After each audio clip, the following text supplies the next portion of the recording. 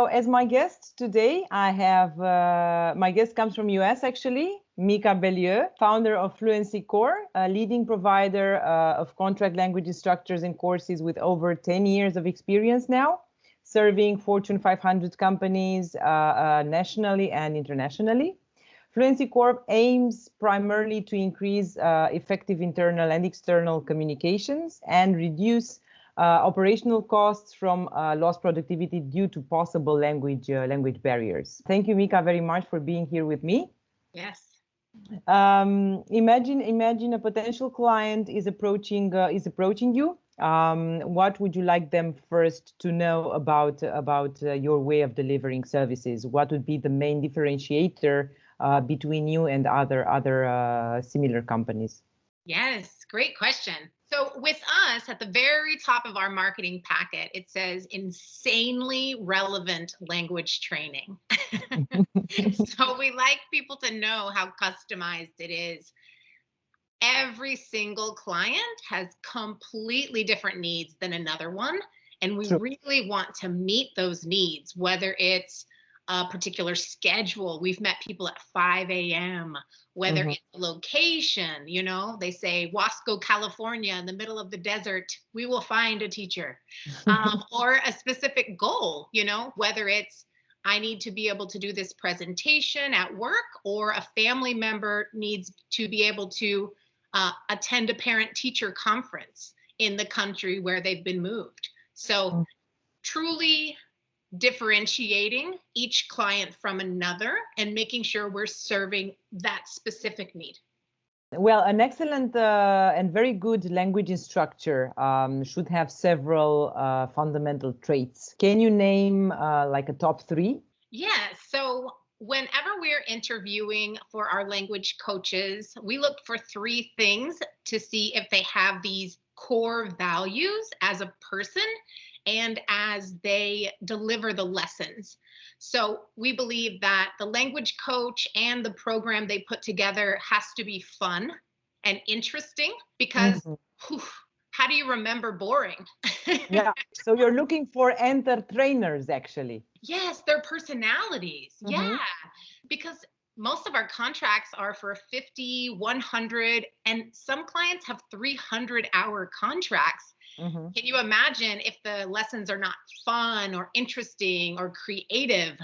Horror. Yeah, it's really boring. And so we don't want the lessons to be cookie cutter, and we don't want the teachers to be cookie cutter. And so they need to truly be fun and interesting and really think of what is relevant, again, relevant for the students. So with our trainers, we ask them, you know, what's the craziest thing you've done to help a client?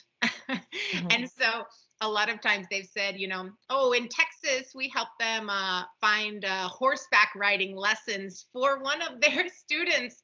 And we met them there to have a lesson to talk with the trainer of the horses. And I just was like, wow, that is super relevant, because they know the vocabulary to help their child work with the horse trainers. And it goes, again, from meetings to horse training to parent-teacher conferences to accent reduction. So just how relevant can you make the classes? Super. Micah, what was the most important challenge that you had to face when you set up your business? I would say back in 2009, when I just moved back from Mexico, this is when we first got started. It was just 3 of us tutors. And I think getting in front of the right person at the companies where we wanted to give the language training, because there's the CEO, the CFO, and we found out that the HR always seems to be in charge of setting it up. Somehow. Yes, among other 50 million things HR gets given to do. But that's also not the decision maker. And so what was a truly defining moment for us was finding Eura and the WERC. That has just been like a revolution for our business, because we'd only worked with direct clients for 10 years. And so this is a completely new thing for us. yet doing the same product, just working with different companies. So that's been really fun. But that's always been the challenge, is finding the right people at the companies. But you managed it super well. Who had the biggest influence on you? It can be anything, like personal, professional. I grew up on Saturdays cleaning my dad's hair salon. He had a hair salon, and there were like 13 people that worked at the hair salon. And then, massage therapists, tanning beds. It was a very successful, large salon. And I saw his hard work, cleaning the salon on Saturdays to save some money on the cleaning crew so that we keep growing. And then later on, as a teenager, I worked in the call center for another company he started.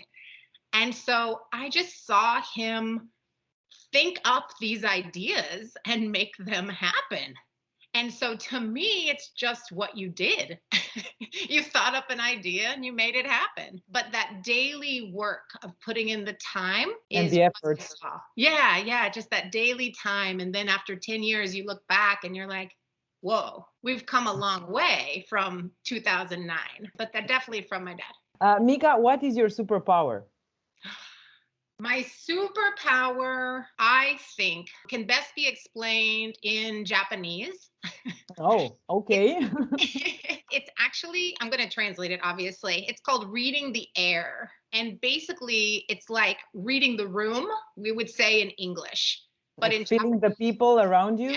Yes, okay. Exactly. So like feeling the feelings of so many people coming from so many different countries, and kind of understanding what they need or how they need to be communicated with, and changing to that situation. And you can adapting. call it a global citizen. No. You're like a chameleon, right? Yes, and I think people who work globally, they probably all have it and don't even realize it, and they just kind of switch. Yeah.